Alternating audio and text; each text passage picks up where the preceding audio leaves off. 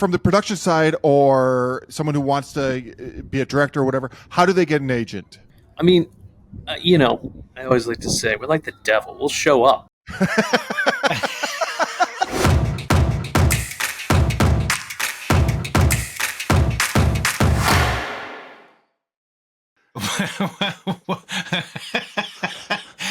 Welcome back to Defined Moments and Memories, the old DMM podcast. Here we go, another episode. Is another episode. Rick's in a cranky mood. We did another chat for a half hour. It's the problem with all of this is I honestly said season 2, I'm coming with a positive attitude every day. Like it's cool doing this. I enjoy doing this, but there is a mental hurdle to get over every time I sit down in this chair. Once we start hitting record, which we just did, the lights on. The lights on. So now maybe I'm pretending. Like I don't know. But why we started recording now is you asked me how my knee was. So this month, it started at the end of last month having COVID, having the Rona, which was brutal for me this time. Then I had knee surgery. And so let me just start there. So the knee surgery, I've had a torn ACL for 30 years. And it's finally caught up to me where it's causing other problems. Had this surgery. This was on a Thursday. On Friday, I'm up walking around. It was unbelievable. I was like, there's no pain. And evidently the nerve blocker wore off. Well, you didn't have ACL surgery. No, I didn't have ACL. They removed some of the meniscus, scoped out the knee, and then I had a piece of bone floating around. So they went in and cleaned things up. Yeah. So I was like, well, this is great. You know, the Friday afterwards, I was up walking around. The nerve blocker must have wore off because I was in excruciating pain. And the other thing too, it's funny, is I watched it's like Painkillers or something like that on Netflix or Hulu. Matthew Broderick, about the opioid crisis and how the head of whatever company it was, how they pushed opioids. So I've always been kind of nervous about that. So I didn't take any of the pills they gave until it became too late. And when I was saying excruciating pain, it was like having your ACL, that feeling every 5 seconds. Like there was just throbbing. So anyways, who cares about that? Not me. Right. No one does. So so that happens. And then like a week later, while I'm still healing, we wake up in the morning, we go into the bathroom, and it's flooded, like probably an inch of water all through our bathroom and our walk-in closet. And Gigi's running around like, I'm still in bed because of my knee. So Gigi was the one that found it. She's running around like it's a leak. And I could barely move. So I go out, and what ended up happening was our water softener blew a gasket. It was just firing high pressure water into the garage, which then shot a hole through the garage and flooded. But as I go out, I slip and my knee buckles, and I'm just in excruciating pain trying to turn off the water and all this stuff. So our garage, hallway, laundry room, bedroom, bathroom, all flooded. And we're irritated about that. They ripped out walls and all this. So it's a process, and whatever. It's on the other side. All while you and I are throwing our first Defined sponsored event. And it's a PJ Lochran from last season, my favorite artist, your 150th favorite artist. Wow. I'm kidding. But he's my favorite artist. So we're doing an event, a backyard concert with him, where we're inviting some exclusive people. And so we're trying to, like, you're producing the actual concert side of it, and I'm doing the kind of dinner party side of it. And so just dealing with that while dealing with the house, while dealing with my knee. And then I go out and try and like fix up the yard a little bit, and I weed whack a little bit, and it shoots a rock right through my window. So we have to get that cleared.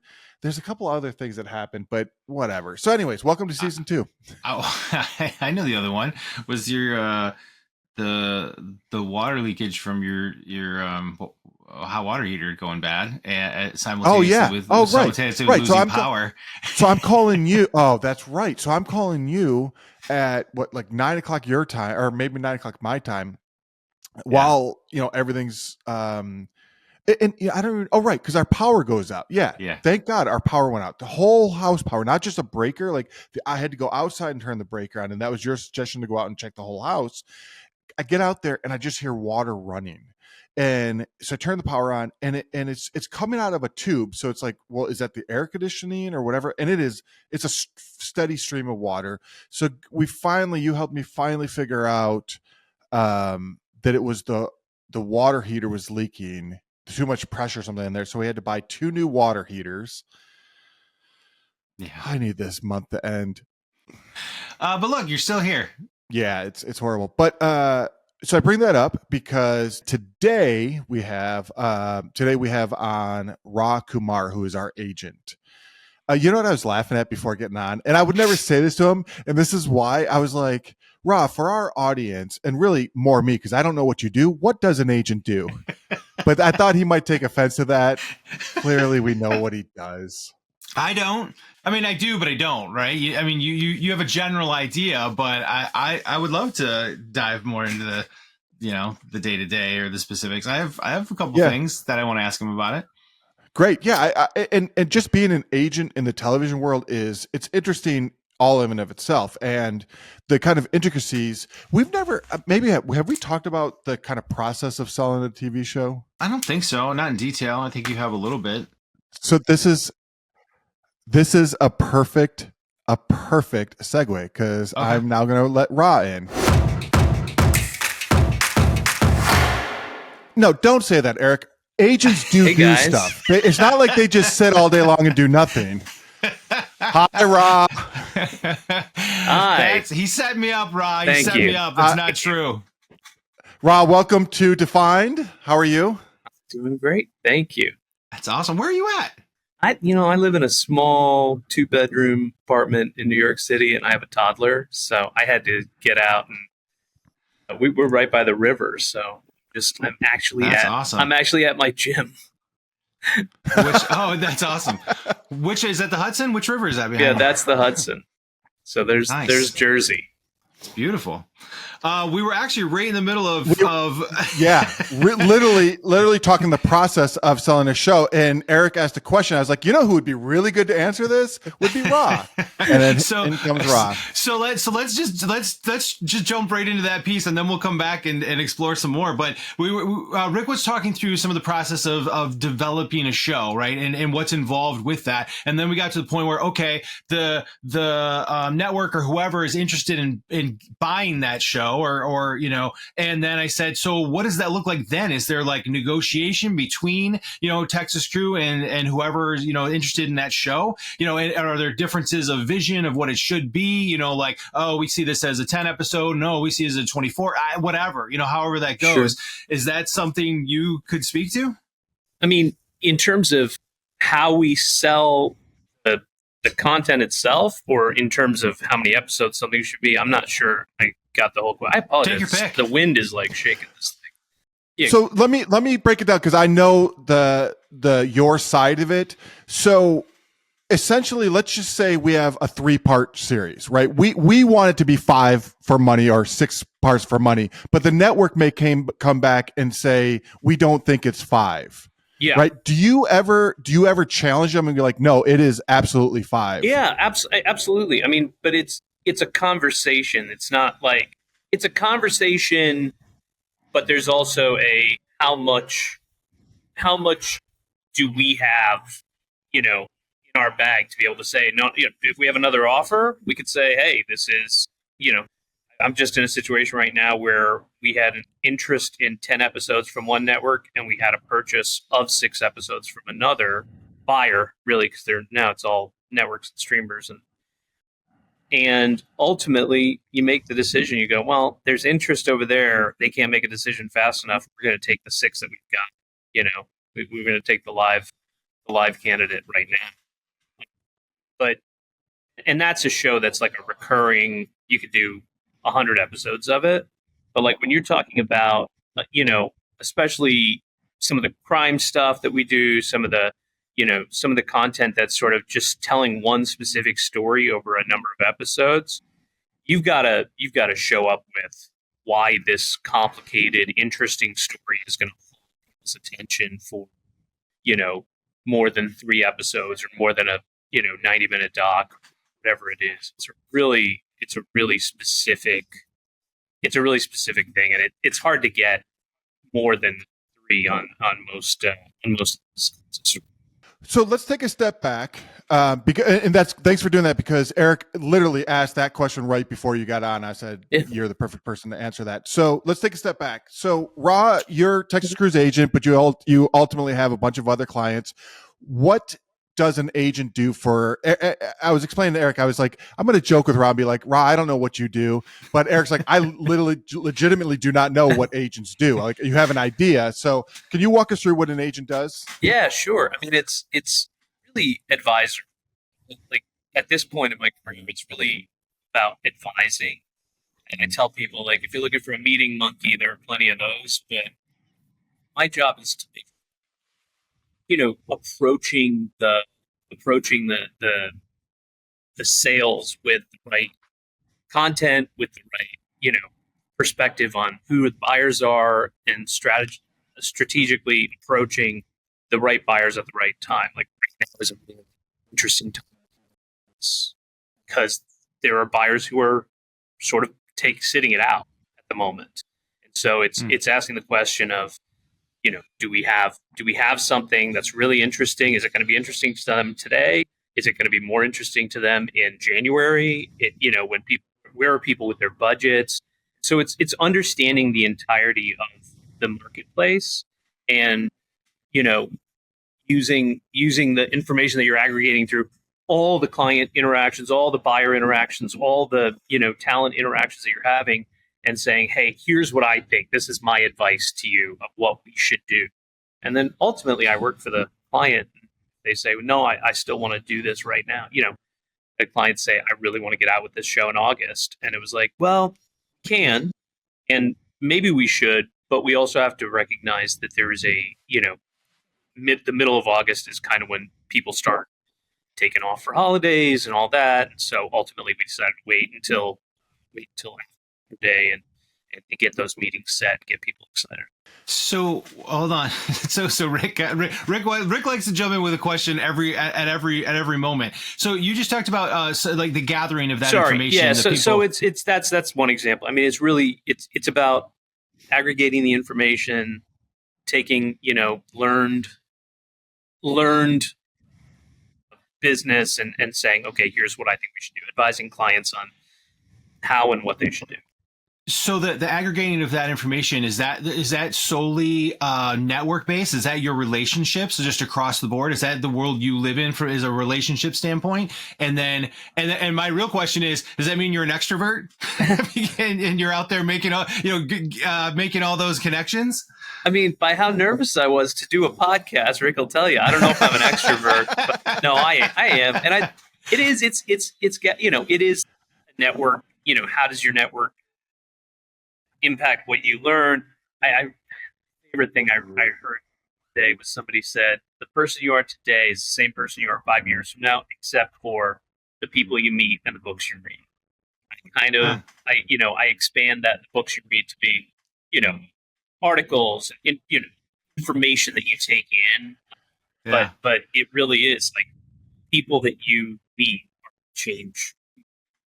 So the people that I meet, talk to, change on, the most infinitesimal, parts of the business to like sort of broad business trends and all that. So that's what I do.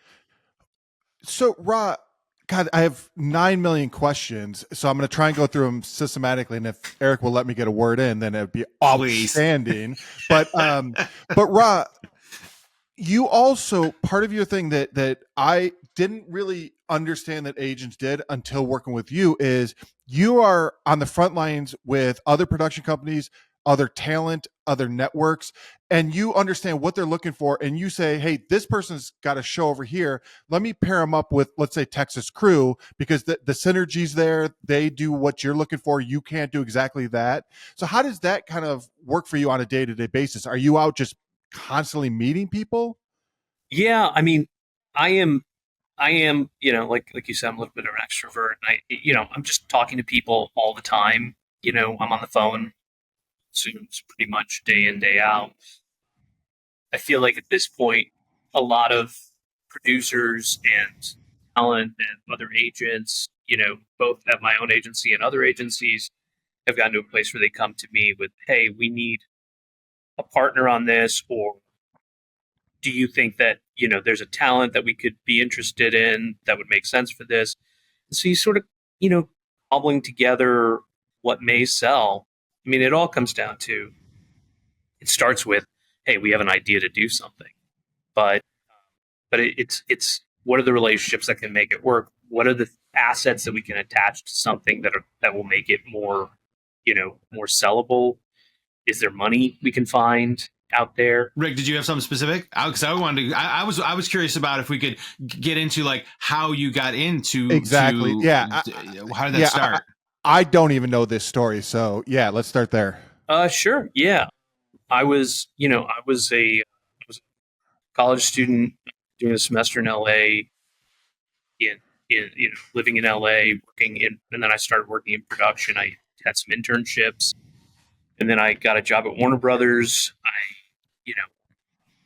From that, I went to work at a network. I worked at a network called UPN that doesn't exist anymore. Oh yeah, United Paramount Network. I was there for like 6 months. It was the worst experience of my career. It was a great. I worked for some really nice people, but being a buyer was just it was just soul consuming. Being a buyer at that level, which felt like it was tertiary to the entire business, was like. And I wasn't a buyer. I was an assistant to buyers, but like I could see their souls being crushed every day, and it was horrible. So wait, how so? So you're saying they're buying the shows and it's crushing their souls? So I worked for the directors. I worked for two bosses. I worked for the directors of drama and comedy development, and it was not a network that was winning the network wars. It was a perennial fifth place, which in broadcast at that time, broadcast was everything, and cable was. I mean, certainly cable was getting there, but it wasn't where it got to by the 2010s. So in the year 2000, it was a real like it was a broadcast world, and we were just in a garbage place. So like I could see that on the faces of the executives, and it was also very like they would consume themselves with a show and then bring it in, and they'd have worked so hard on it, and the ultimate decider, who at that time was Dean Valentine, would be like, I don't get it. And I'd be like, okay, well that's dead. And you just spent all this time. So I have a lot of sympathy for buyers and for what they have to deal with, because it's not fun. It's not fun to believe in something and then have people sort of go, we're just not. But that didn't steer you away from it. Yeah. So I spent 6 months there. My bosses and I together determined this was not the path for me, and I had a great boss named Robin Gurney who said, there's this show going into production in Honduras on this island that my husband and I got married on, and it's the most beautiful place. I bet it's going to be a blast. Why don't you put yourself up for that, and I'll call and make a recommendation. And so I put myself up for that. It was a show called Temptation Island International, and so I went to work for the supervising producer. He was a Brit, but he was the top of the American pyramid that was going down there to shoot all these different seasons for different territories. And I lived in Honduras for 6 months in 2001, and we produced 5 seasons of television. I was his assistant for a couple of seasons, and then I was a camera assistant for 3 seasons. And when I say seasons, these are 12 days of shoot, 3 days of wrap, 3 days of prep, 12 days of shoot. Like it was literally compressed. Wow. They shot a season in 12 days? Yeah. Yeah, so 6 months, 5 seasons. I was like, wait, what? Yeah. The math isn't mathing in my head. Yeah. Yeah. That's great. It was horrible. I mean, it was like the conditions were really, really bad. who were working, 36-hour shifts at the beginning of every season, and be like, you're on for 36 hours straight. Sort of just, it was crazy. It was the first time I think I realized that the amount, like, it was the first time I felt great about working that hard. It was like, wow, okay, I get this. I think I understand. When I left, so while we were down there, the towers came down, and we had one final territory to shoot.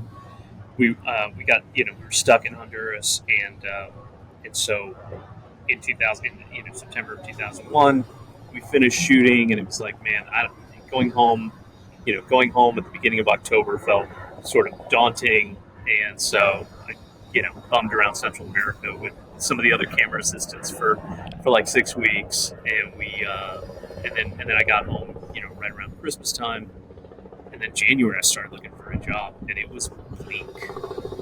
When you're saying you got home, were you living in LA at the time? Yeah. Oh, okay, got it. Yeah. Okay. So yeah, I mean, everything shut down, right? At that time, everything was really shut down. It was, I mean, just the whole country was just so shocked, and everything felt really, really closed off. So it was a challenging time, but a lot of people were dealing with a lot of stuff then. So I was looking for a job. I was looking for a job in production. I was looking for a job as an assistant. I was looking for a job doing anything really. The only thing I wasn't looking for was an agency job, and because I had just heard horror stories about like working at agencies, and it just felt like not something I wanted to do. But after 3 months of being two months of being unemployed, a buddy of mine said, "Hey, why don't you come and be in the mailroom here?" And so I started in the mailroom at Paradigm, and 13 months later, I was an agent. It was just the unscripted business was nascent, and people did. I worked for a really nice guy, Pierre Brogan, who said, "I'm gonna get you elevated here, and we need to build this business." So I became an agent, and I realized within a couple months of being at the agency, I was like, I like this. This is kind of fun, and it's I knew I could outwork people because of the experience I just had, and I knew I could get there. So I mean, that sounds. What made it fun? Like, you walk into a mailroom and you've got 5 other at this time, and I don't know what the mailroom's like now because you're not delivering mail so much. You're not making copies and yeah, dating yourself a bit by talking about the mailroom. Well, we have a mailroom today. We do have a mailroom now. It's and they work hard, but I think it's just a different level of like what you're doing, because then it was, hey, I'm in this place with all these people, some of whom I'm still friends with today, and we're all just running around. We are we're the plebs. Like, it's just we're the lowest of the low. And just running around, and it was just fun. I don't know. It's your 20s, right? When you became an agent, what was the first show that you sold? Oh man, I can't even remember exactly what the first show was. I remember the first client that sold a series was a producer by the name of Dave Osper. We sold something to MTV. I can't remember what it was. Maybe it was Home James. Home James to VH1. That's what it was. It was a show about this company where you would call them. This is before Uber, right? This is before smartphones. It was this company that would you call them when you were out drinking and you'd driven your car to the bar, and they would come in on a really stripped down scooter. They'd fold the scooter up, put it in your trunk, and drive you home. And that was a service that this company provided. So we sold this show to VH1 as sort of a taxi cab confessions meets. A docu-column. Yeah, it was a lot of fun. First of all, how did you get clients? Because isn't it always like your track record attracts clients, right? And if you're just starting out, how did you start getting clients? Yeah, this was the beginning of the reality unscripted business. So it was really not hard to find people, because these were people, many of them had never been represented before. And I wasn't starting out with production companies per se. I was really starting out with producers, all the way, story producers all the way up. Because at that time, it was just trying to get people paid appropriately for their work. I was working hand in hand with another agent. But after a year, my first year at Paradigm, they were looking at it going, this is not a great business. We don't really know what we want to do with this. And Pierre was sort of half in unscripted and half in scripted. So they said, Rob, take your time, figure out what you want to do. We don't think we're gonna keep doing this. So they were really nice. I had brought some really good business in the door to them that I was not a part of, which was the music business. I had a friend at Monterey Peninsula Artists, which at that time represented the Dave Matthews Band, and worked. I know that's Rick's favorite. The work with the Dead. And all really. You knew that about me. I do know that. About I leave out with it. Hi, I'm Rick. Favorite band? Yeah, well, it doesn't stop talking about it. I mean, I heard Sam on the podcast, the other day too. So, but can I tell you a real quick thing? Sorry to interrupt, but last night I even called Erica this. I was just going through YouTube, and there was this Dave Matthews Band documentary called The Road to Big Whiskey. And I was like, how do I not know about, what is this? It was on Fuse. Okay. Remember, Fuse is still around, yeah? Man, I don't know. Or are they gone? I don't know. Whatever, they're probably gone. I should be a little more knowledgeable. Well, so should I. But so I'm watching this, and then the title comes up, a film by Sam Erickson. I was like, how did I not know about this? That's awesome. Anyways, go on. Sorry. That's, No. Don't sidetrack me with Dave Matthews. So I'm doing what I can to make sure the cut of this comes out right. So a buddy of mine, I shit you not, he's the greatest name of any Irishman on earth, Duffy McSwigan, a buddy of mine in LA, who is one of the coolest human beings you'll ever meet. He was working at Monterey Peninsula Artists, representing great bands, and we had this idea of, hey, what if MPA tours the artists that the actors that we represent in bands? Because at that time, it was like actors were starting bands. Keanu Reeves and Jared Kevin Leto, Bacon. They were all starting bands. Yeah. And it was like, hey, what if MPA tours our actor clients' bands, and we put their talent, their artists in, we help them book their guest spots or whatever. Right. And we took that to Sam Gores, like, hey, this is the idea. We took it to, Andrew Ruff and another guy at the agency, Jack Kingsroot, and I, with Duffy, took this to Sam Gores. We were like, we think this could be a really fun way of doing business together. And Sam kind of looked at us like we were idiots, and he was like, why don't I just buy them? We're like, oh, that's an idea too. So he wound up buying MPA and turning it into Paradigm Music, and they became the, if not the most powerful, then one of the most powerful music agencies in the business until he recently sold that business off to Casey Wasserman. Wow. Yeah. Wow. So anyway, so that was going on. So they were really nice to me, but they were like, we just don't know what this business looks like. Sure. I had gotten some interest from a couple of other places, and one of the places, an agency called Kaplan Stoller Goomer Braun, a lot of words. I sat down with them. They said, hey, why don't you come over here? And spent 4 years working with them. They were amazing. They were really, really nice people. I thought I should move to a bigger agency after that time.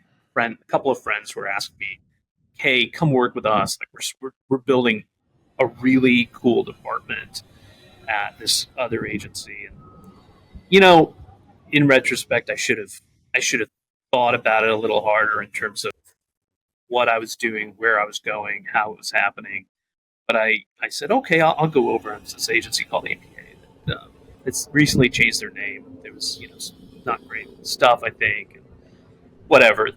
So I worked there for 3 years, and it was really at a weird, I was in my early 30s. And it was hard. It was hard to do that business in LA at that time at a small agency. And so I, after 3 years, I was shocked. I mean, they did not want to renew me. I was not interested in renewing. It was like I was a little surprised by them and the way that they behaved, but people are going to do what they feel is right for their own businesses. And that was so like I've been thinking about this a lot because of what your podcast is about. Like that was kind of a giant turning point for my. Okay, so it feels like we're getting there. Yeah. What?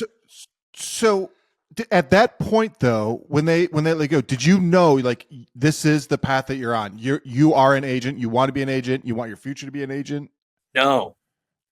It was really my last year in LA in 2010 was just a really hard year.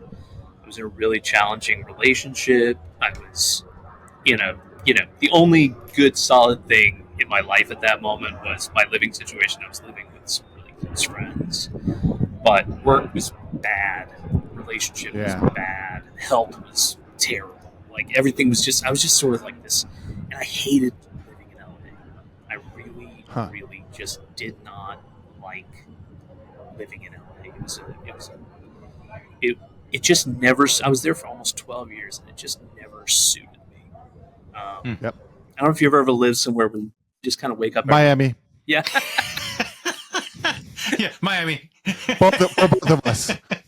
Every morning, you're like, I'm in paradise hell. Yeah. he just stuck it out longer than I did. I'm we're gone. People are like, the weather here is incredible, and I was like, exactly. Right, but everything else is really not great. Yep. The thing. You can have your window down when you're sitting in 4-hour traffic. Yeah, exactly. Oh man, I lived in my car. At that time there was no Zoom, so you weren't doing pitches, in 30 minutes. Yeah.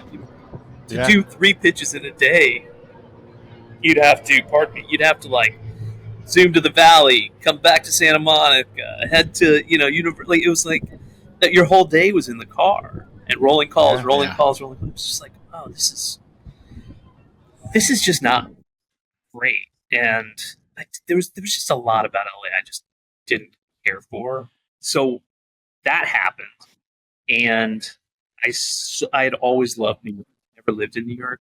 I'm never going to get a chance again to try to do this. So I sort of only looked at offers that were New York based, and I had 3 offers. I had 2 offers, and I was mulling them, and it was 2 agencies that had come after me before, and really nice people, really kind offers that were not financially like that bad or different than what I'd been doing, but they were both LA based businesses that were like, hey, yeah, we'd love you could be in New York if you want. That's fine. And I was really close to taking one, and I got a call out of the blue from a guy named Adam Liebner. Adam and his family owned Beanstalk Agency, which was the leading news agency in the country, in the world, whatever, representing incredible people from Anderson Cooper to David Muir to just the sort of highest level folks. But I had only heard of them in a tertiary way. They represented, they had a big reality business. Their business, the 4 people that were sort of key to that business had left the agency. And they said, hey, we'd like to fly you out. And I was like, well, free trip to New York. I can see my buddies, whatever. I'm not going to take this job, but sure. And they flew me out like the next day to have a meeting. And then they came with that time was a really strong offer. And they were like, we need you in New York. You can't do this from LA. And I was like, Did you demand first class? I did not. I didn't, but Rob, let me be an agent. I will negotiate these things for you. Rick will cry if he's not in first class. Yeah. So just to be clear. Man, I will say, until I had a kid, I was always, man, I want to fly business, fly business. Now that I fly mostly with a toddler and then occasionally without, like, stick me in the back of the plane next to the bathroom. If I don't have a kid with me, it is flying first class. If I can just stare at a screen for like 3 hours and doze out, I am thrilled. All right, so go on. Sorry, so you're in New York at a job. But by the way, on the first, like when they flew me out to interview, they put me up at the Parker. It was the Parker Meridian. It was terrific. When after I took the job and they flew me out so that I could try to find an apartment and all that, and I was I was at the Hudson Hotel in a room that like you could touch both walls if you're lying on the bed. I was like, okay, I see how this is. They were amazing, and at that time I thought, I'm going to take this job for 2 years, and I was really transparent with them. I was like, I don't know what kind of business I can bring. I don't know what I'm going to do. I almost said the thing that I was feeling in my heart, which was, I don't believe in myself anymore. Like, I don't believe that I'm able to do this anymore, and I'm just going to take the 2 year commitment from them. I'll try, but I'm also going to probably be looking to figure out what's next. What's next in this in this thing I laughably call a career. And it was a hard like look at myself and what was going on. Can I dive in there? Did you ever feel like quitting and just trying something else? Yeah. In 2006, I actually I was I remember it was a friend who was at Court TV at the time. A friend said, "Hey, we have a director of development position." So I went out and I met and I interviewed for the job, and I didn't get it. A really smart executive by the name of Marissa Ronca got that job, and then wound up staying through the transition into True TV and for a long time afterwards. And so I had thought about doing other things, but it was so it was 2011. It was March of 2011, and I remember I'm leaving this agency. I haven't signed fully on to another agency, and I'm asking clients to come with me and trust me, and hey, and I'm not even sure I believe in myself at that point, right? I'm pretty sure I didn't, and every client's like, hey, yeah, let me think about, see where you land, see what happens. Yeah. And I'm not sure. But there was one client that sold a couple of shows, on the precipice of selling something big. And, it was probably the most, like, it was probably that moment in your life. Like, every agent feels like they're Jerry Maguire. Like, really, every single agent you'll ever meet feels like they're Jerry Maguire. They're like, oh yeah, I know, I've had. This was like that moment where I'm walking out with the fish, and I'm like, who's with me? I even had the moment where I was on the phone. I was on the phone with. By the way, that's really cool. If you ever come out here, do the jet ski around Manhattan. You can jet ski around the entire island of Manhattan. And wow. It's a total blast. Wow. But it was that moment, and one client came with me, and they wound up being just I mean, they believed in me. They have become dear friends, and just incredible partners. It's a company called Warm Springs, and Warm Springs. Oh, okay. Yeah. So that was and so I had one client.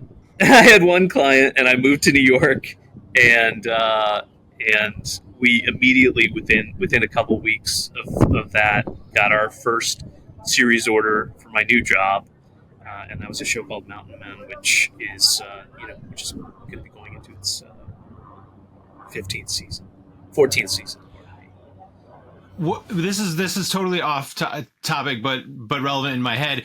Was that a drive? Did you drive from LA to New York, or did you just leave your car and fly? And I sold everything. I sold that's great. Everything that I had.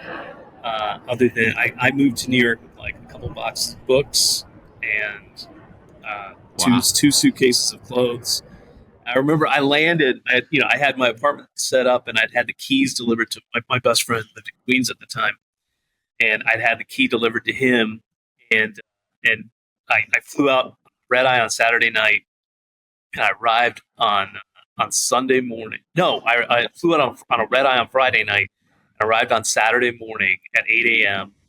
and got to the apartment at 8 a.m. He met me at the apartment. We walk in, throw the bags down. I was like, I don't know how long it's going to take me to get furniture. Let's go buy some lawn chairs. Like I had lawn chairs for furniture for a couple of months, and walked out the door and walked up to Spring Lounge, got a beer at 8:30. Let's plot this out. Wow! Wow! What it's going to look like to start my new life. And, start fresh. That's awesome. It was, in retrospect, it was the greatest thing I ever did. It was the best thing that happened to me, but it was also first time I ever really felt like I grabbed everything I could and made a decision. So, wow. So then keep going, because I like, how did you get to UTA?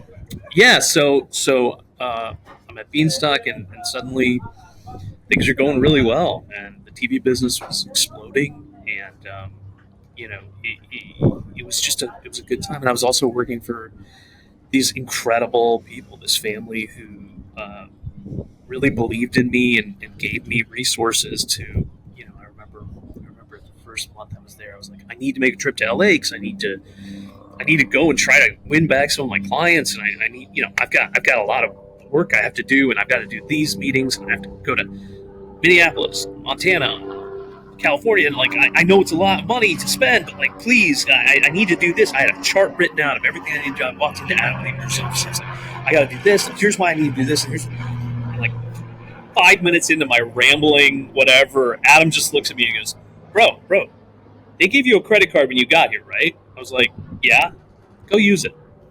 And I was like, "Wow, oh, that's what this place is built for, entrepreneurship."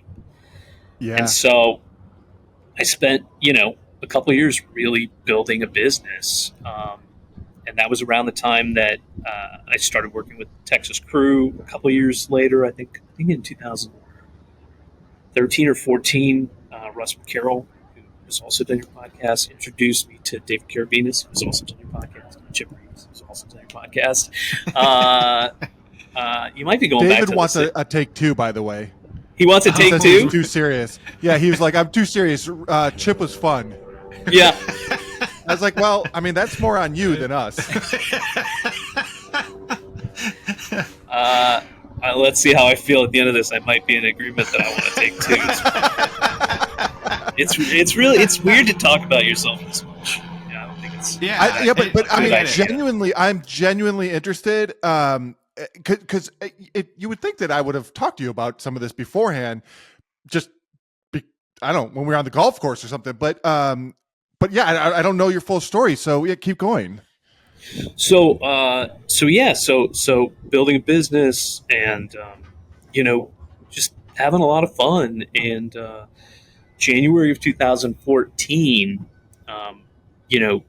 one evening, sort of close of work day, Richard Liebner and Carol Cooper pulled me into Richard's office with John Liebner and Adam Liebner, and they said, "Hey, Rob, we're not telling anybody it's going to be announced tomorrow. But, we're telling the senior folks here, we have sold the company. Nothing's going to change. You're going to walk into your same office tomorrow. You're going to have the same phone number. You're going to have the same email.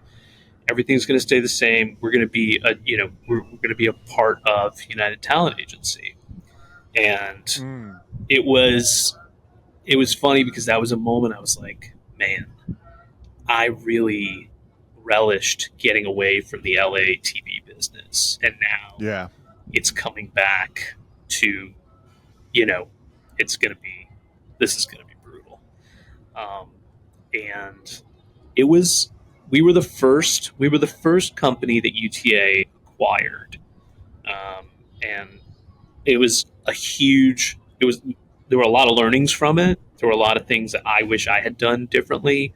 I think, the senior leadership at UTA learned a lot from it and have made so many tremendous acquisitions since, and it's between like full on acquisitions to acqui-hires to do, and we learned a lot about how to integrate people into the agency, how to sort of teach people.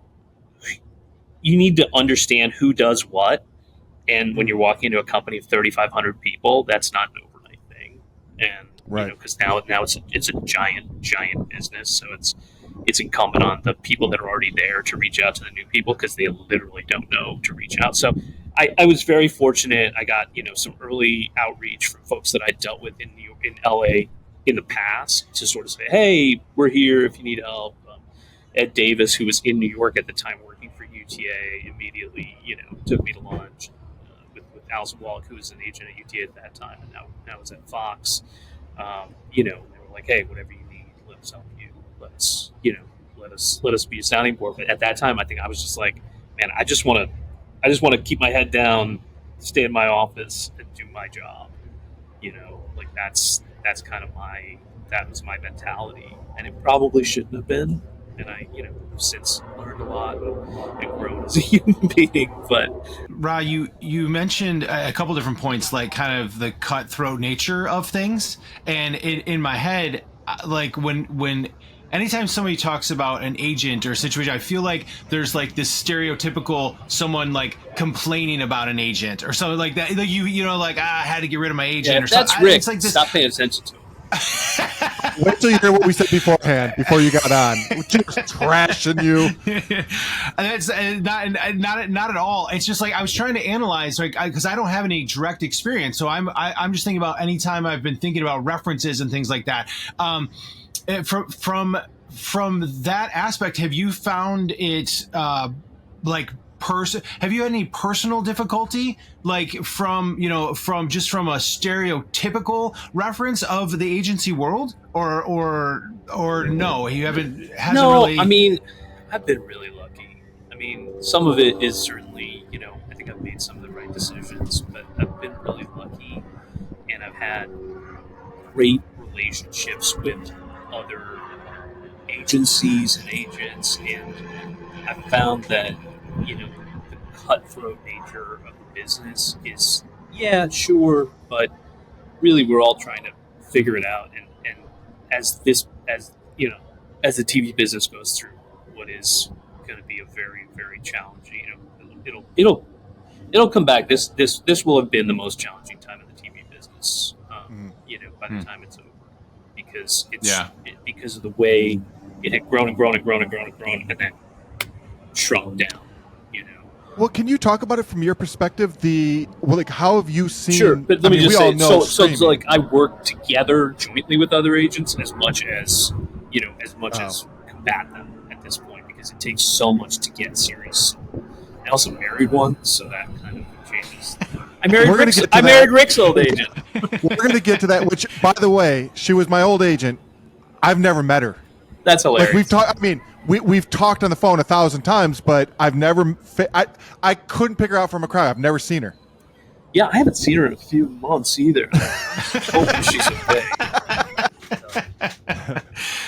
That's so. Rod, you have you're talking through some of these things. You're talking from an overall perspective, but I was curious as you were going through different things. Was there a particular project that, in your mind, was like? Was a real win for you personally, like you had to overcome something, or you really like came at it from a different way, or you know what I mean? Like, was there a project that stands out in your mind as part of your career that was like, oh, that was the one that something great happened, or something along those lines? Some context there is it better be from Texas Crew. Yeah, it was Friday night. It was really ours is a volume business, right? So it's like, and you have some great wins, and you feel great about them. Honestly, the first couple of things we sold in the crime space at Texas Crew really, they helped change the trajectory of that business. And I know David talked about that on the podcast as well. But like that, those sorts of things, yeah, you have some big wins, but there's nothing that it's not about the show sales. It's about the client relationships. Like, I've been incredibly fortunate to have these deep relationships with clients who I genuinely care about, who have been, who've been part of the set. I mean, everybody says, "Oh, family." Like, I feel deeply connected to my clients who are my friends. I feel funny even saying, "Oh, they're clients," because they are, they're dear friends. I feel the same way. I think people that end up in a position where they make real, true friends as part of their profession, which I've definitely been able to do. Then that it removes it from being a job as much as, when you get to work with people that you truly appreciate as friends. So I love that answer. Awesome. I get I genuinely love what I do because I get to talk to my friends all day and we get to figure out ways to make money. And those are two things I love doing: making friends and making money. Hey, Ra, have you ever yelled? I've never seen you angry. I've never seen you raise your voice. When do we get to see that side of the agent? I definitely. You want to bring it out now, today? I mean, start screaming? Before you're definitely not allowed to yell anymore. Like, just so you know, that is exactly. I have not had an HR violation, as far as I know, ever in my career. Because I picture like the angry agent just like throwing an Emmy through a glass wall, that whole thing. Entourage really laid what the public thinks an agent is. Oh man, that show really screwed us. Can you talk about how you, as an agent, has seen the shift in television? Obviously, we started with network, then it went to cable, and now it's streaming. But how is the way you approach it changed, and the kind of landscape changed? Yeah, I mean the landscape has changed in that the buyers, we have sort of this wide array of buyers, right? It's from traditional buyers who've been in the space, who've been buyers forever: ABC, NBC, CBS, Fox. Cablers who've been, since the '90s, have been steadily buying in the space, and then streamers, in the teens coming in, and it was all sort of, it all rose to like this incredible height, sort of from 2017, probably 2016, 2017, and some people are going to correct me on the dates, but until like 2022, it was just this constant, up in venture capital was coming in and pouring, billions and billions of dollars into Netflix and other stream, the new tech streamers, right? Apple came in and they've got, trillions of dollars, and this is around, the TV business is a rounding error for them, but it's nice, it's prestigious. They're coming in, they're throwing money in. Amazon's throwing money, they're gazillions of dollars, all these, and then everybody realized, wait, we're never going to achieve scale. Holy shit, we have to consolidate, and we have to start saving money. And so first Netflix lost a bunch of money because they didn't grow at exactly the rate that Wall Street had predicted. And then Discovery, Discovery, who had bought Scripps and had seen really very, very little growth in their share price from that, bought Warner's, it's like all of those consolidations have been happening. And so what it's done is it's shaved the amount of, just consistently shaving down, paring down what they're spending money on. And that's been happening since the middle of 22, I would say, when the reality of, hey, okay, venture and all these other businesses have poured billions and billions of dollars into content. Now we want to start seeing some profitability. And the thing about storytelling is it's not predictable like a clock, and it's not, you can't always expect quarter over quarter growth. You can't predict. You can work hard and you can be smart, but sometimes things don't work, and that's you've got to be able to take creative chances. You don't do that. I love everything you're saying there, because when I first got into this, it was really about how creative you could be, and then once like especially when Brad and I merged with Texas Crew, it's the creative comes from making the shows, but selling the show is more of a I want to say a logic game. Like this company's looking for this, so let's go find a show that fits this bucket. And you're in our development meetings, so it's always comes down to we'll come up with an idea or bring an idea, and then we present it to you, and it's who buys it, right? Like so that's kind of a deciding factor. So it has nothing to do with creativity or anything. It's just who buys it. Yeah. Right? So how, from your perspective, are you interfacing with the network to figure out what those buckets are? I know we get mandates and stuff, but is there, like, because when you advise us, and I know the answer to this, so I'm trying to lead you to it, but it's when you're advising us, it's not out of the blue, right? Like you're figuring out what the network. It's absolutely right out of my ass. I have no idea what anybody's looking for. I am, I'm a clown, just trying to keep the circus Those, going. by the way, are our Friday meetings. Pulling stuff out of our ass. No, it's based on what we're seeing sell. Based on just sort of looking across the landscape and seeing what shows are selling, what shows are having success. Going, hey, that thing just worked for Max, which used to be HBO Max, which used to be that show, that doc series, Quiet on Set just worked for Max. They are now feeling very comfortable buying shows that have buying docs and doc series that have a little bit of a bent towards that. Let's talk about how this fits into that, or let's talk about how this fits into what Netflix's strategy is. Right? It's hey, they want to do sports, but they're not going to do something set in the world of kickball, and here's why. And having an understanding of where each place is feeling the most strength, and that just comes from conversations, right? Just like constantly talking to people. How many times when you meet someone do they say, my workplace would make a great TV show? Constantly. Hey, you know what we should do? You should do a show about us right now. Yeah, that's my favorite. Exactly. We should make a show about us right now. This conversation we're having. It's like, yeah, no, absolutely. That'll sell. You go get Nike to finance that. Let's sell it. Hey, Ra, I have two last questions, and then I want to get to you. I know we talked about your defining moment, but I want to kind of dive a little deeper into it, or if that was your actual defining moment. But before we get there, and we can't name the show because I don't know if it's been even announced yet, so I want your prediction on our Netflix show where that's going to rank, because I say it's going to go number one. I think it'll hit the charts. What value would I get from telling you it's not going to make the chart?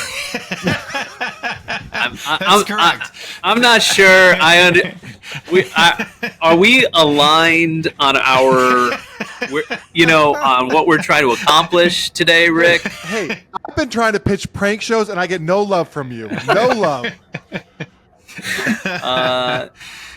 Yeah, I think that it's of the moment. It is a huge international story, and Absolutely. there are a lot of chips that are still going to fall on it, and it's going to be huge. I think it's going to be massive. Who's attached and all that stuff. Yeah. Yeah. All right. So now let's go to your defining moment. So was it leaving and going to New York? Is that kind of your defining moment, or is there something else?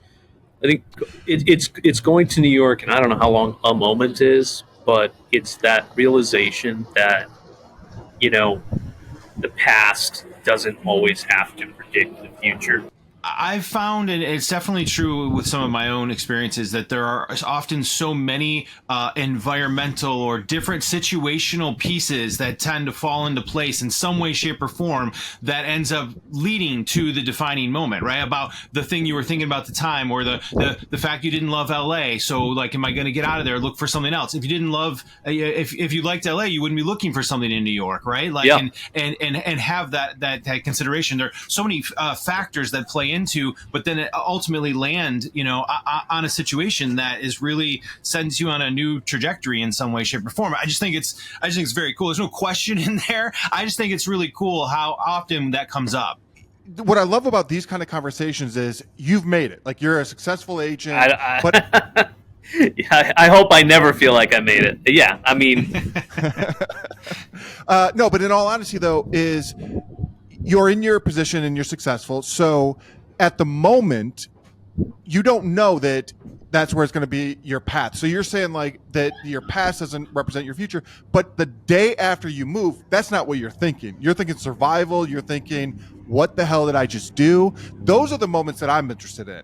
So you give up everything, you sold everything, and you're going to start new. What is your frame of mind there? I know you said that you're going to give it 2 years, but is it like, I'm going to succeed at this for 2 years so I can better position myself for those 2 years? Or like the day one, what is your position? Day one, my position was, okay, I gotta keep doing things. I gotta keep moving, because if I stop moving, I'm gonna be dust. So day one was just keep moving. Day 5 was, okay, I'm moving. There are some things that are going okay, and there are some things that I don't know yet. Okay, and then day 20 is like, okay, some more things worked out, some other things are not going so well. And then day 60, you're like, okay, this is 2 steps forward, 1 step back, still gets you there eventually. And then it was by the end of the first year, I was like, holy shit, this is working. This is like, things are going really well. And by the end of year 3, I was like, I'd had the biggest year of my career, by a factor of 3. And wow. it was one of those moments where I look back and I was like, I guess I kind of owe this to the people that just didn't believe, because if I hadn't, I looked back at some of the folks that I've been working with who, they're all nice people, but I look back and I was like, God, I was wasting so much time trying to service clients that weren't finding their own successes with me, at least. And I was spending so much time worrying about things that when I took a step 3,000 miles away or 2,000 miles away, whatever, like, oh, that shit doesn't matter at all. Like, I couldn't believe how much being outside of that echo chamber of the LA business. LA's a mill town, man. Everybody works for the mill one way or another. And stepping outside of that business was stepping outside of that echo chamber, like, really changed my perspective on a lot of things.